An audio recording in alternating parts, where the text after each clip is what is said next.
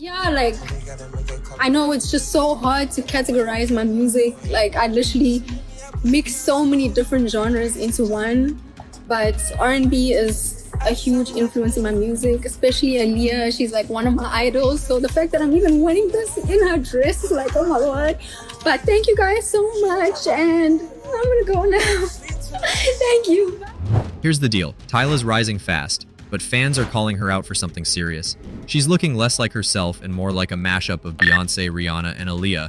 Is she just inspired by these icons, or is she straight up copying their style because she's lost in her own identity? This could be a make or break moment for her, and fans aren't holding back. Let's dig into what's really going on with Tyla. So the Grammy nomination drama is real, people, and everyone wants to talk about Tyla. In case you didn't get the memo, she just dropped a video for her single Push to Start, and some folks are digging it. But you can't help but notice that the song has a similar vibe to her hit Water. Now maybe she likes this sound because she already scored once with it, but she could switch it up a bit and experiment with some fresh sounds, maybe even lean more into pop because that's what's really taking off right now. You don't want to bore your audience now, do you? In the video, you can definitely feel the Beyoncé and Rihanna vibes. It ain't hard to see what her team is aiming for. They're trying to mold her into this Beyoncé, Rihanna, Shakira, and Aaliyah hybrid. It seems like her team wants her to step into that space that Rihanna's leaving behind. We all know Rihanna's been on a music break, focusing on her business empire instead.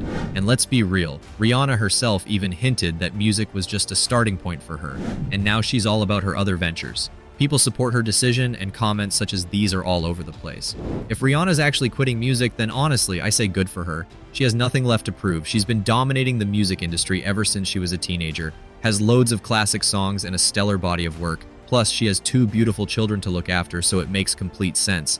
All great things must come to an end. Salute to Queen Riri. But still, there's a definite gap with her stepping back from music, and Tyla's team looks like they're hoping to fill it with her. Now don't get it twisted, no one's taking Beyoncé's place. She's a legend and still going strong, but the industry always has its eye on fresh talent. They love to find younger stars who can echo the style of icons we've grown up with. Just look at how they've been pushing people like Tate McRae as the next Britney, Ariana Grande as a Mariah type, and Olivia Rodrigo as a potential Taylor Swift. It's a thing. The industry's always looking for the next big thing, and it seems they're banking on Tyla as the next big star of color, drawing from the Beyoncé, Rihanna, and Aaliyah playbook. But here's the deal. Is Tyla gonna keep her own unique vibe until the end? Inspiration's one thing, but you don't want to see her losing her own identity by trying too hard to fit someone else's mold. She's got something special, and it'd be a shame if her team pushed her too far from her own path. Many wonder if Tyla is going to disappear just as fast as she showed up. I mean, think about it. Every single move that she made so far makes you think industry plant. The fact that her style is very much rubbing off of most of the female industry leaders tells you a lot. But Tyla isn't the only one who is talked about in the Grammys nominations. Every year, the Grammy nominations stir up drama, and this year was no different. As always, some artists got snubbed big time despite deserving a spot. But if you know anything about the Grammys, it's not always about pure talent. There's a lot of politicking behind the scenes. Artists have to campaign, connect with the Grammy board, and get in good with the voting committee. Sometimes labels and teams even have to shell out big bucks to secure those nominations. And if an artist has a huge name and reputation, that's often enough to get a nod, even if they haven't dropped anything revolutionary lately.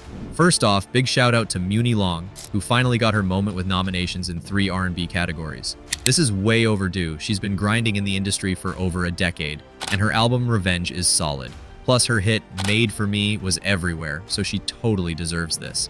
And of course, congrats to Beyoncé, who scooped up the most nominations this year with her album Cowboy Carter. She's now the most nominated artist in Grammy history, even outdoing Jay-Z's record. The big question, though, is will she actually win the top awards like Album of the Year, Song of the Year, and Record of the Year? The Grammys always seem to nominate her to guarantee she'll be there, but will they let her take home the prize? She's got 11 nominations this year, so she's bound to snag something at least. Kendrick Lamar also did his thing, grabbing nominations left and right, including Record of the Year and Song of the Year for Not Like Us.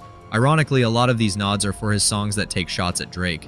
But since Drake doesn't even bother submitting to the Grammys anymore, it's like the committee thought, hey, no harm done. Kendrick is a Grammy favorite anyway, and with TDE's ties to the Grammy committee, he's always going to get recognized. And honestly, he deserves it for repping hip-hop so well this year. But that ain't all that has to be said about the Grammys. As always, some artists get overlooked, and this year ain't no different. Normani's Dopamine is still one of the standout albums this year, yet it received no recognition. Then there's Tinashe, an independent artist who had a great year with songs like Nasty. Her lack of nominations might come down to limited influence as an indie artist. Similarly, Ayra Starr's album The Year I Turned 21 and Chloe Bailey's Trouble in Paradise deserved a nod, especially with Chloe's Parkwood management connections. She's been nominated alongside her group in the past, so this lack of solo recognition feels like a miss. Megan Thee Stallion was also left out, which was odd given her big year and major backing from Roc Nation. This isn't her first snub this year either. She was excluded from the BET Hip Hop Awards as well. With her powerful industry connections, we're left wondering if this was intentional to spark some outrage marketing. Nicki Minaj also didn't get any love from the Grammys, but that's less surprising given her history with the awards. Last year, they even announced she won, only to retract it and give it to Killer Mike. The disrespect is real. Her label submitted songs from Pink Friday 2, a top-selling rap album, but she was snubbed anyway. Still, Nicki's preparing to release a deluxe version, so she's keeping the momentum going regardless. Now, Nicki has often voiced her frustration with major corporations and companies she feels have worked against her career. Despite being widely celebrated as one of the most influential artists of all time, her relationship with the Recording Academy has been rocky. When the Grammy nominations dropped on November 8, fans noticed that her record-breaking project Pink Friday 2 was nowhere to be found. The Barbs have been vocal about their disappointment over her Grammy snub. Grammys tell you all need to know about the music business. There's no way Nicki Minaj shouldn't be a Grammy winner by now.